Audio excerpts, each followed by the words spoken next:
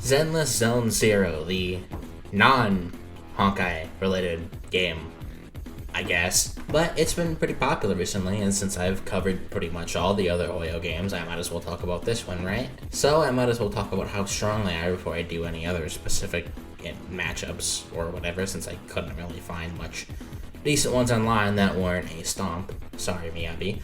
But ignoring the stomps and other funny shit, let's get straight into it to see how strong Zenless Zone Zero is. Now, Viper, why would you choose to talk about Zenless Zone Zero and give it a whole video? That's a good question, and maybe, this week, I don't feel like talking about a whole cosmology. Yes, I have several videos where I just ramble about cosmologies, and I already did that with Honkai. I think I need a break. I want to talk about some more street tier stuff, or as street tier as you can get for a gacha game, I guess. But we'll get more into that later. But what is Zenless Zone Zero? What's the plot? Who are the characters?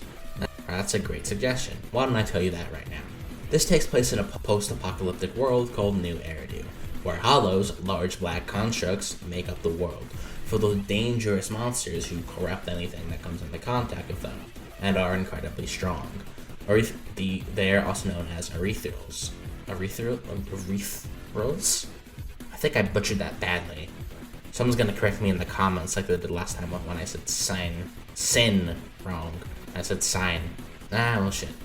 Gonna happen inevitably. And they range in all different sizes and powers. Our goal as a, proxy, or Bella and Y, is to proxy brothers, sisters, people who guide trained individuals to explore the hollow, gather materials, or destroy the hollows. With bunnies, called bangbus. Yes, they're bunnies. Fitting, right? Anyways, specifically we have several trained groups, or non-trained groups, and characters we help go through their journey in the hollows. While there's many factions, we're going to be mentioning the main ones that will be talked about, since there's many unnamed factions or briefly named factions with characters that aren't playable yet, or don't matter. Obviously with the proxies we play as in the erythrals, but we have the cunning hares, the groups of deceptive human resources groups, but they're not really that at all. They're just kind of thieves, I guess, with a furry. Then we have Bellabogs, heavy industries, which are construction workers. I don't think this needs much explaining. Who also have another furry, and Alejandro Sao. Victoria Housekeeping is also kind of self-explanatory. It's a housekeeping group, I guess, consisting of another furry. I think I'm sensing a pattern here. We have Opal Squad, a private defense force who has 2 members, but I can't insult this one. I actually like this one. They're pretty cool. We have a police force, PubSec, with another furry, actually 2 of them. Next is the Sons of Caledon, a biker gang. We have no furries this time. We have pyromaniacs instead. And then we have a singer and a agent, I guess, who look like they got ripped out straight from other Hoyo games. And then we have Section 6, a special operative unit, to respond to disasters in the hollow. All you need to know, they're goats, they constantly ore farm, and ironically, one of their characters who represents the peak of the verse, as we'll get into later. Anyways, let's go right into the baseline for the verse. A baseline for literally everyone should be in those wall level ranges of power. This is shown time and time again from characters like Quinky, casually stopping moving cars dead in their track with a single strike. Some bosses stringing out huge swords, as well as things such as Nicole's briefcase destroying 2 cars, Ellen Joe cutting through a missile, as well as Ellen and Corin claiming they can also bust down metal doors, with Corin proving this as she saws through one earlier in the game. Some of their feats would actually get into these small building ranges of power, and this is pretty consistent as we see several characters who take this level of power. A boss known as the Dead End Butcher, a character who can not only take a large oil train being slammed into his face and then exploded, proceed to get back up and lift the train over its head, which is in the tons of TNT or small building. This is consistent as the same character, just by walking, slams through 3 concrete walls, also generates energy in the tons of TNT range, getting into these small building ranges of power. And we know that characters like the Cunning Hares can effectively fight this character. This is consistent as Bernice is casually taking a C4, exploding some oil tankers, which she's quite close to the epicenter, and while she's a little bit dazed from the explosion, she's effectively fine and proceeds to fight an enemy right after. And this explosion is also in the tons of TNT range, making it small building. Even common enemies in the game are able to fall from and slam into the ground in such force, just them taking the attack would be small building level, and several characters can fight these characters. However, there is ways to get the burst a bit higher. Specifically, it's noted Gerda, a giant construction robot, is able to tear down entire buildings. Considering we see the buildings and construction robots that they're working on are quite large, if anything, it's fair to say that this is at least building level, which is consistent with Miyabi as her peak.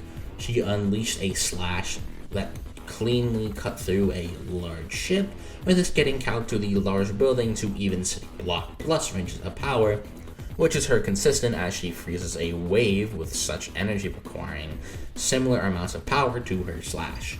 And you can even argue that Miyabi should be a one-shot level above this, as in the story we see a perfect copy of Miyabi made by a robot, which is noted to scale to the real one, except for having subtle off movements due to an injured wrist. However, nothing so notable that we get demoted a tier. And then Miyabi just blitzes this copy and one-shots them, with literally a single movement. And this multiplier would add on to Miyabi only, as this would make her reach the multi-city block tiers of power. However, there is some higher ends, as we know the big-armed guy who got cut in half by Miyabi's attack was able to create a storm spanning this entire hollow, which when calculated gets into the large town ranges at best, maybe just town level depending on how you see it. And we know this isn't just his hacks or AP, as it's specifically stated he was absorbing the energy into him, meaning his body has to take the same energy that he's using not only in his sword, as is stated directly to also being a sword as well, but that he's also releasing into the massive storm. This is also shockingly consistent with Miyabi's other showings, as we know Miyabi is able to destroy a hollow on their own, a hollow that is noted to be an extremely dangerous and large hollow that was constantly expanding, which this feat would actually get into the city ranges, or small city ranges, just based on the size of it alone, which is consistent as larger hollows are noted to be able to engulf entire cities within it. And something we do also know is that erythrals do scale to the power or the size of the hollow, as even if killing enough of a small normal erythral, about 3,000, will shrink or even destroy a hollow, with just beating up a large erythral on its own will have the same effect. We know this is them actively scaling to the hollows, as hollows are able to be siphoned for energy as well as an energy source, so it's not that surprising that beingness can contain a part of this small city to city levels of energy. So this would essentially indicate that even a character who just beats one of these weaker random erythrals would have less than 3,000% of a power needed to destroy a city, which when calculated would get into the small town to town level ranges for literally everyone. So this is pretty consistent, and you can maybe argue that people who beat up the big erythrals should just be city, but even these individual random erythrals should just be small town to town. We'll get into the inverse, who scales to a little bit later. But since we covered AP, which at the least would range from the small building to the town, maybe even city level ranges, but I think most consistently they would cap in those city block to city ranges, with city ranges being reserved for only the top tiers, and everyone else just kind of being small town to town, or maybe large town. So let's get into speed.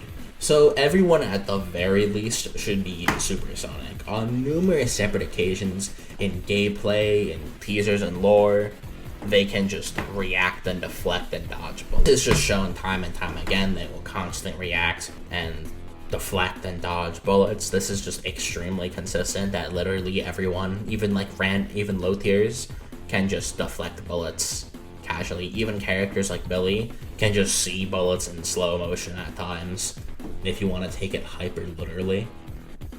So, at the very bare minimum, they're all supersonic. But you can get them higher, as characters can also deflect specific tank shells, which is a hypersonic feat, with Miyabi having a feat of herself splitting raindrops in half, a high hypersonic feat of speed, which is consistent considering its stated she's swift as lightning, which swift is commonly referred to as summon speed and is used to refer to summon speed. If you want to apply the previous Miyabi blitz thing, as I said before, this would get into massively hypersonic, which is consistent with S rank and Andy being stated to be as fast as lightning, and her strikes are as fast as lightning, which means that other characters like Soldier 11, who can keep up with Andy in combat, should be in the same range of speed. However, there is some arguable laser dodging in the verse too. It's not directly stated to Blizz or anything, but if you want to take it like it is, then sure, they're relativistic or speed of light or wherever you want to consider that. So, for a baseline, everyone is at least supersonic, with hypersonic to massively hypersonic ends also being applicable. For inverse, section 6, as I kind of implied before, is just the peak of the verse. The whole point is that they're doing the jobs that no one else can do, and they're taking out the worst of worst in rethrows, specifically Miyabi, who was called the ultimate weapon flat out, and a clone of Miyabi with a weakened hand can press the rest of section 6 at once in straight up sword combat. And then once again, Miyabi just proceeds to one-shot this person. And we also know Miyabi was like one of the only people who could take on the big-handed monster, who was quite literally like fighting everyone at once. And then Miyabi in section 6 just kind of pull up and they're like, nah, we got this. And then Miyabi is shown to be the main one doing the damage. Yangi can knock the others out and block strikes from Sukaku. Miyabi was off guard, and as we'll get into a little later, her Dura should be lesser than the slashes from her blade. So Miyabi is the absolute peak of the verse, with Yangi being second, Haramasa third, and Sukaku being fourth. Next is Soldier 11. So as we know, Soldier 11 can take on mechs solo that are stated to rival big boss ethereals. While we know people in groups can take down these big ethereals, we've seen people like the Sons of Caledon, Cunning Hares, and Victorious Housekeeping can't simply just solo the big ethereals one-man army style, unlike Soldier 11, who can do it. And we see later on she can do it in with only a one person helping her against two ethereals, making it an even fight, kind of proving on that Soldier 11 is one of the few people who can just kind of solo a big ethereal, while other lower tier characters can kind of just need help. So we essentially have, after this, we have the Sons of Caledon are the second strongest outside of that. As we know, while Haramasa and all these other characters can kind of, even in weakened states in some cases, solo these larger, bigger ethereals that are generally in the same tier of power, Caesar should also be in this tier of power, just to a lesser degree, as Caesar is completely confident she could take on the same boss Section 6/Miyabi were able to take at the final fight, and as she just came here. And this is a sentiment not only backed up by the fact that Caesar isn't really a liar and there's no reason for her to lie. Bernice actually backs us up, saying the only real problem for Caesar was that she didn't have enough enemies to fight, actually. When Letter was a little worried, Bernice just kind of denoted that. Which Bernice is someone who's obviously friends with Caesar and has seen her fight a lot. Meaning there's no reason for Caesar to not scale to the same ends, just to a lesser degree, since it is just a statement, and we see these characters actually doing it. We know Lighter is second in command and is Caesar's bodyguard. She doesn't really need one, but him and Bernice are also stated that if the two sparred, it would go on for a day until Bernice just got tired. A vague statement, as we know the two, but at least shows the two are relative in terms of combat, as they could just keep on fighting another for a day without one or the other just getting knocked out or something. They also could fight the large corrupted ethereal. So essentially at the top we have these tier of just ethereal soloing motherfuckers. We have Section 6, Soldier 11, Caesar, and maybe Bernice and Lighter. They're definitely inferior to Caesar. It's just how much they are inferior to her, we don't really know. But at the very least, Caesar, Soldier 11, and all of Section 6 should unironically just be able to solo these big boss Arethrals at once anytime they want, unlike everyone else. But after that, we have Victoria Housekeeping, as they could pretty easily take out the Cunning Hares, which is backed up, as even with things like Nicole and Nekomata's enhanced senses, they couldn't detect Rena floating behind them waiting for them to strike, and they could take out another form of big Arethrals. Next, we just have the Cunning Hares, as they're noted as possibly holding back some power. Typically, Ambi and Billy, with Ambi with her obvious Section 6 form, would be a lot higher, kind of in that Soldier 11 tier of power, as they can keep up with one another, and she can also solo an Arethril, like a big one. Billy, we don't really know what the fuck he means, and they're just not really portrayed as a strong faction in general. Like, once again, as I mentioned with Victoria Housekeeping, they were kind of just beat up and would kind of just lose. And they need help to take down a likely weaker, big Arethril. And even then, they couldn't really do it on their own. They had to kind of like throw a big explosion at it and kind of crush it. And then after we have Belobog, Astra, Evelyn, and Pubsec, as they just don't really do much. Actually, I think all of these guys don't really fight a big Arethril. They just kind of are there. They can beat like normal ones perfectly fine, but they don't fight like a big boss one, and they just don't do much. So to kind of give a recap, this would mean that Miyabi, Section 6, Soldier 11, and Caesar would also go to the absolute peaks of the verse, so they would at the very least be small city to city level, so they can outright destroy Hollows. Next would be the Resistance of Caledon, Victoria Housekeeping, and the Cunning Hares, who would arguably scale to the small city stuff, or city stuff, but at the very least would be small to large town level, if anything.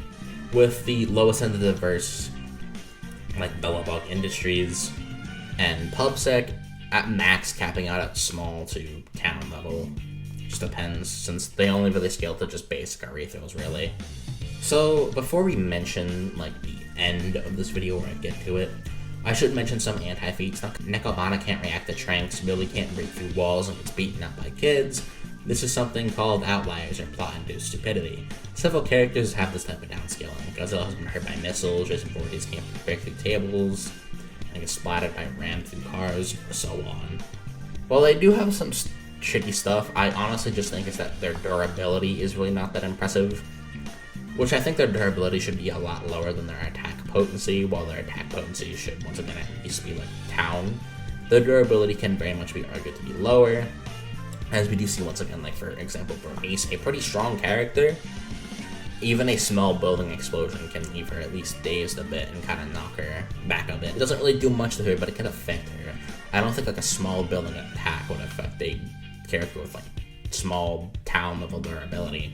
And it makes sense considering most of the weapons they use wouldn't really have that same like Newton's third law factor where their AP scales to durability, as things like guns or flamethrowers or blades or whatever, using them doesn't necessarily scale to the character's durability, unlike someone who would punch, for example, or mainly does punching attacks, would automatically get that applied to their Dura due to Newton's third law. So a lot of these characters could just simply be glass cannons, which makes sense, once again, going back to the whole Yangi knocking out Miyabi thing, even though in a straight sword fight, Miyabi just beats up Yangi any day of the week. Like, even when she has an injured hand, Yangi just gets her ass kicked.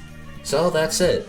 Zenless Zone 0 for a Hoyoverse is not that powerful, but it's not weak either. It's pretty decently powerful, all things considered.